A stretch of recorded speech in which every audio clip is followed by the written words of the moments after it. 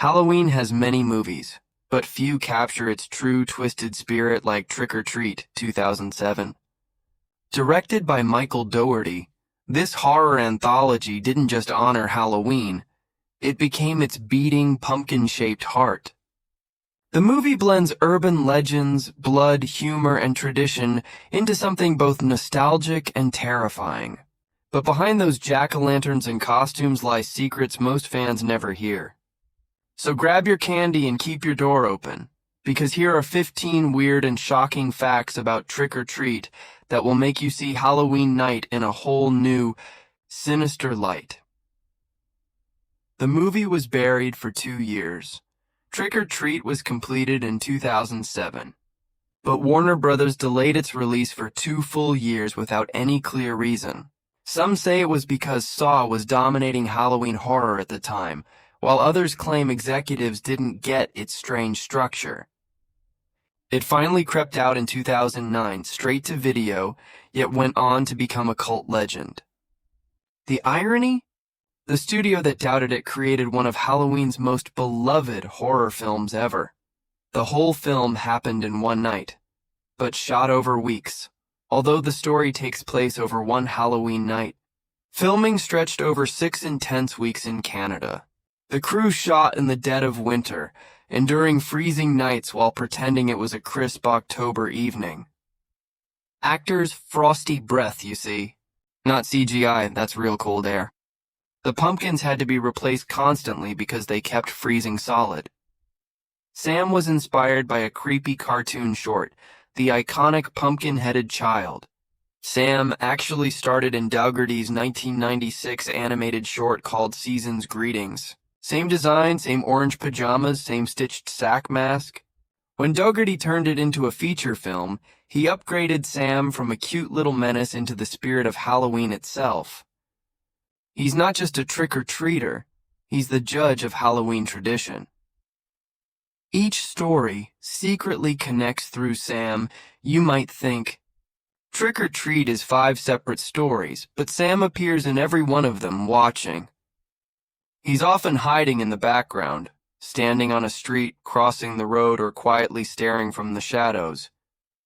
He doesn't speak, he judges. His silent cameos turn the film into a strange, interconnected web of Halloween karma. The werewolf scene was a nightmare to film. The infamous forest transformation scene, where the girls reveal their true nature, took weeks to plan and shoot. The prosthetics were so heavy that actresses could barely move, and the fake skin ripping was done layer by layer using latex, gelatin, and hidden pull cords. Some early test shots were so disturbing the crew themselves flinched watching playback.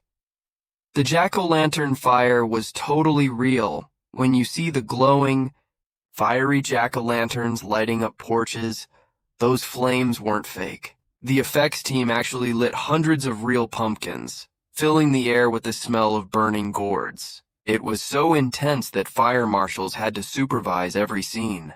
Dougherty said it felt like Halloween church, beautiful, eerie, and dangerous all at once.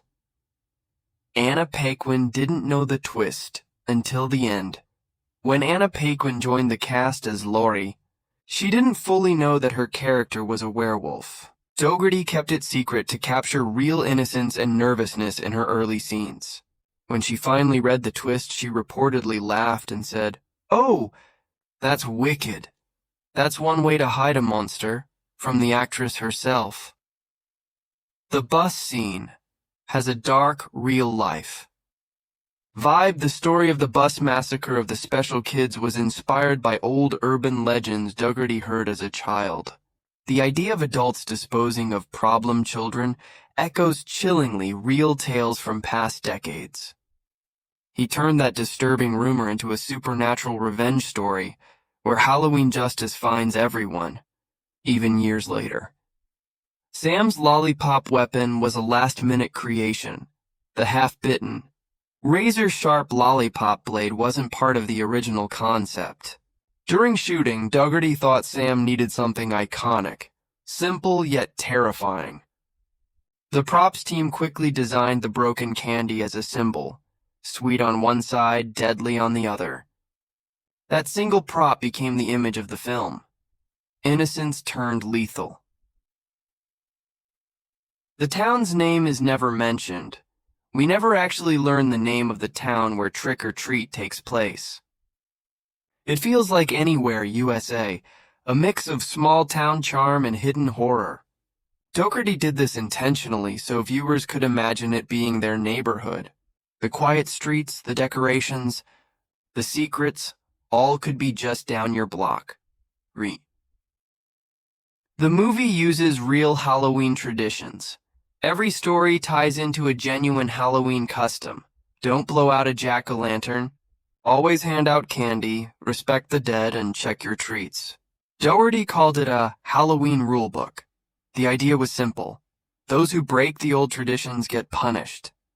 That's why Sam appears only when someone disrespects the holiday's spirit. Brian Cox's character was modeled on a horror legend Brian Cox, who plays cranky Mr. Krieg, modeled his look after legendary horror director John Carpenter, complete with long hair and scruffy beard. Dougherty wanted to pay tribute to Carpenter, whose Halloween 1978 defined the season. Even the lighting in Krieg's house was designed to mirror the eerie orange glow of Carpenter's films. The comic book opening was a direct nod to Creepshow. Movie opens with stylized comic panels flipping through spooky scenes. That's a direct homage to George A. Romero's Creepshow, 1982. Dougherty wanted to revive that old EC Comics horror feeling where morality tales ended in poetic punishment. That's why Trick or Treat feels like reading a comic book that's come to horrifying life. The film was almost an HBO anthology series before it became a movie. Dougherty pitched Trick or Treat as a Halloween TV anthology, similar to Tales from the Crypt. HBO liked the concept but passed on production. Years later, the movie's cult success made studios reconsider. Dougherty has since hinted at a possible sequel or even a Trick or Treat streaming series in the future. Sam was played by a real 7-year-old kid. The spirit of Halloween wasn't a stuntman. It was Quinn Lord, just 7 years old during filming. The suit was so hot and heavy that he could only wear it for short periods before overheating. Despite that, he never broke character. Crew members called him Mini Michael Myers because even during breaks, he'd silently walk around holding the lollipop of doom. Trick or Treat might have been ignored by studios, but Halloween fans turned it into a sacred tradition. Every October, Sam returns, not as a monster, but as a reminder. Follow the rules. Keep your pumpkins lit, don't mock the dead. Because on Halloween night, it's not just the costumes that come alive. It's the spirit of the holiday itself. And if you forget, you might just hear a soft knock at your door and the crunch of a lollipop.